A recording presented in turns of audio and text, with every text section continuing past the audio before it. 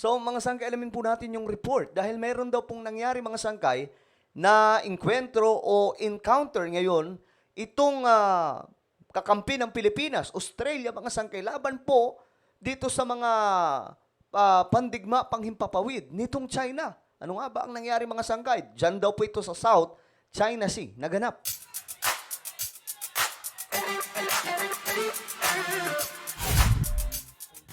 So ito na nga mga sangkay, meron pong lumabas ngayon na balita no, na itong kakampi ng Pilipinas na Australia, nagkaroon daw po ng encounter. Nagkaroon daw po ng inkwentro. Hindi ko alam paano nangyari mga sangkay. Alamin po natin ngayon, dyan po sa may West Philippine Sea. Kasi ayun nga po ngayon mga sangkay, marami po mga kakampi ng Pilipinas ang talagang nariyan po ngayon sa ating teritoryo para putulungan sa pagbabantay.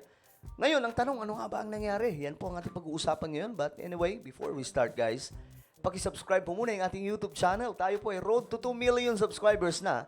Paangat po tayo ng paangat. So kung ikaw ay hindi pa po nakakapag-subscribe, ano pang hinihintay mo?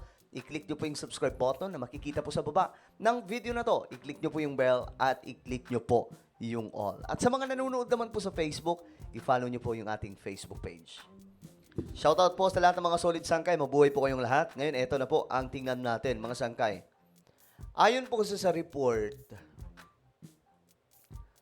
Pilipinas daw nagsalita sa nangyaring China at Australia air encounter doon po sa South China Sea. So, doon po sa Himpapawid, nagkaroon po ng encounter itong China at Australia. So, anong nangyari mga sangkay? Alamin po natin. Nagpahayag ng pagkabahala ang Pilipinas sa nangyaring engkwentro sa Himpapawid sa pagitan ng Chinese Air Force plane at Australian Air Force aircraft Ayun na. So, paano yun? Nagkasalubong? South China Sea. Sa isang pahayag, binigyang diin ng Department of Foreign Affairs na kailangang irespeto ng lahat ng bansa ang kalayaan sa paglalayag maging ang pagpapalipad sa international sea lines.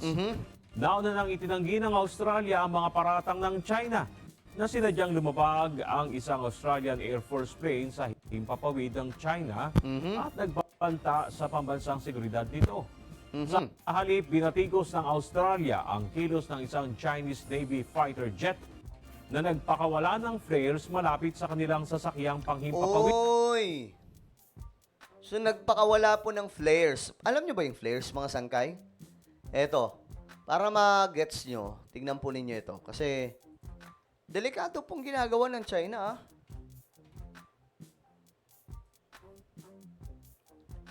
Eto yan, mga sangkay.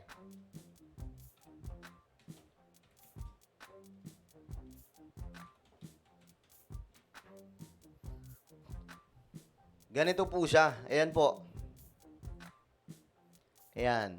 Nakikita nyo mga sangkay. Ganyan po.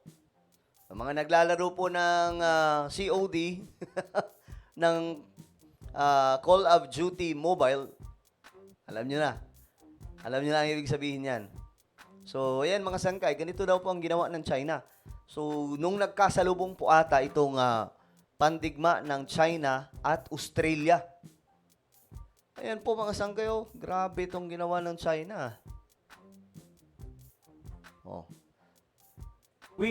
Na tinawag nilang mali at lubhang mapanganib. So, grabe, no? Ngayon, mga sangkay, inis na inis po kasi talaga yung China dahil po sa ginagawa ngayon ng Pilipinas at iba pang mga kakamping bansa. At magpasalamat nga po tayo mga sangkay kasi may mga tumutulong sa atin, no? Hindi yung tipong lumuluhod po tayo sa China. Hindi po katulad ng nakaraang mga nagdaang administrasyon, mga sangkay, na talagang wala po tayong magawa sa China. Kaya nga, dumami ang pogo sa Pilipinas. Dumami po yung mga Chinese sa Pilipinas, sa mga illegal na naniniraan. Di ba, nagulat na lang po tayo pagdating ni PBBM. Ang dami pong pinaalis dito. Wala pong mga dokumento. Paano nakasulusot yung mga yon? Ngayon, mga sangkay, ang kinagandahan lang ngayon, kasi si PBBM, grabe ang ginagawa. Ito ipapaalala ko lang, ipapakita natin ngayon, ano nga ba ang ginagawa ni PBBM? Alam nyo ba na si PBBM ay bumibili ng mga pangmalakasang mga panggera? Ngayon mga sangkay, hindi naman sa gusto natin makipaggera, pero kailangan po natin palakasin ang Armed Forces of the Philippines. Kasi nung panahon ni Ferdinand E. Marcos, nung time na yon, ang puwersa ng Pilipinas ay isa sa malakas na puwersa sa buong mundo. Okay? Nung time na yon, pagkatapos ng panunungkulan ni Ferdinand E. Marcos, ewan ko anong nangyari, bumagsak ang kalidad ng puwersang militar ng Pilipinas. Ngayon, binabalik ni PBBM. And ang latest update, mga sangkay, eto. Bibili ang Pilipinas ng mga missile pa doon sa India. Ayan po mga sangkayo, 200 million US dollar. Bibili.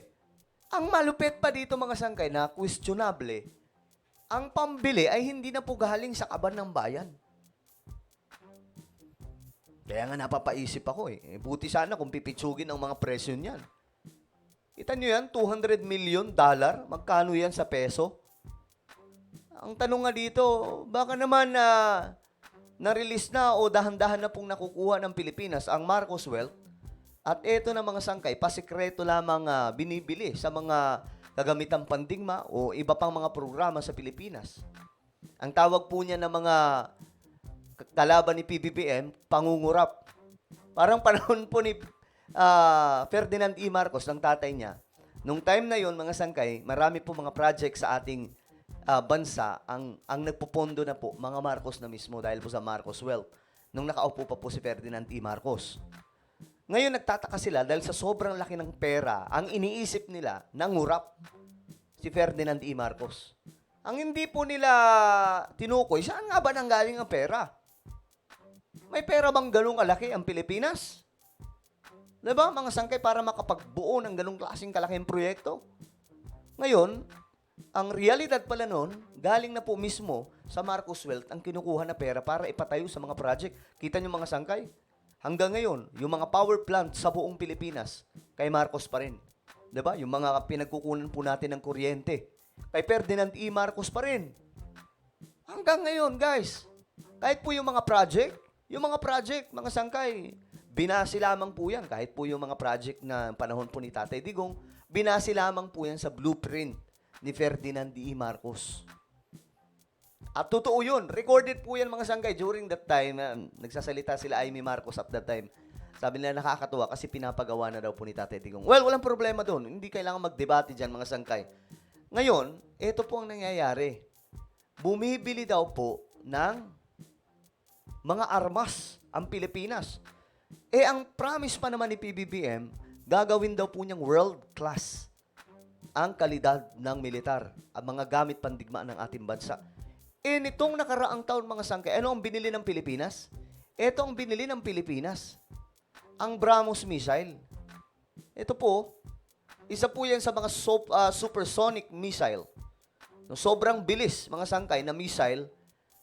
Ano ba yun? Ayan po mga sangkay.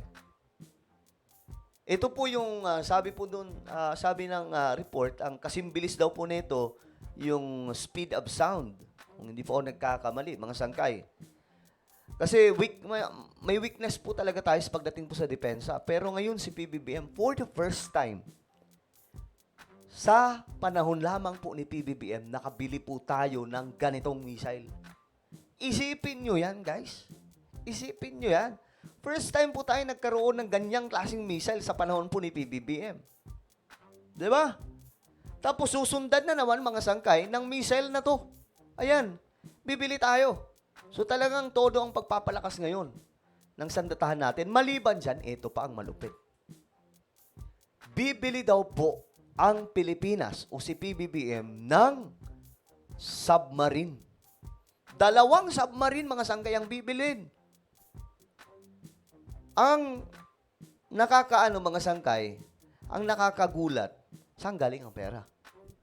Kasi base sa report, hindi kakasya ang pera na budget para po sa modernization ng pagbili ng mga gamit ng mga kasundaluhan. So saan kukuha ng pera? Ang mahal-mahal po ng submarine. Alam nyo mga sangkay, talagang pangarap po yan ng Pilipinas na magkaroon ng submarine. Kung hindi nga po natanggal si Ferdinand E. Marcos noon, malamang matagal na po tayo may mga submarine, pero wala eh. So ngayon, sa panahon ni PBBM, grabe po ang pagpapalago. Bakit? Ito po ay magagamit natin pandepensa para hindi po tayo mamatamatahin nitong China. Ang good news pa, mga sangkay, ay eto. Panahon po ni Donald Trump, hindi tayo iiwanan ng Amerika. Talagang solid pa rin. Kahit si Donald Trump, no? Ala po ng iba, si Donald Trump ay kakalabanin si PBBM. Ayan po, US tiniyak ang patuloy na alyansa sa Pilipinas. O ayan po, mga sangkay. Magandang umaga, narito na ang PTV Balita Ngayon. Tiniyak ng Ayan na, mga sangkay. Basta yun. Tiniyak na ang Amerika ay patuloy na makikipag-alyansa sa Pilipinas. Medyo mainit nga po ngayon, mga sangkay, si Donald Trump sa China. No, kaya hindi na po nakakagulat na itong Amerika patuloy pa rin na makikipag-alyansa sa Pilipinas. Well, malalim na ang pinagsamahan ng Pilipinas at Amerika. So hindi po malabo talaga na ano yan, magpapatuloy kahit po sa kabila ng mga fake news na itatablahin na daw po si Bongbong Marcos ni Trump. 'Di ba? Well, ano po ang inyong opinion, mga sangkay, sa ginawa nitong China sa isang encounter nitong China at Australia na pinindot daw po o naglabas ng flare itong mga eroplano na pandigma ng China? I-comment nyo po sa ibaba ang inyong mga opinion. Ano po ang inyong masasabi tungkol dyan? Meron po tayong YouTube channel, Sangkay Revelation. Dito nag-upload po tayo ng mga video na kapupulutan ng kaalaman at aral. So hanapin nyo po ito sa YouTube ngayon din. Then click the subscribe, click the bell, and click all. Ako na po ay magpapaalam. Mag-iingat pong lahat. God bless everyone.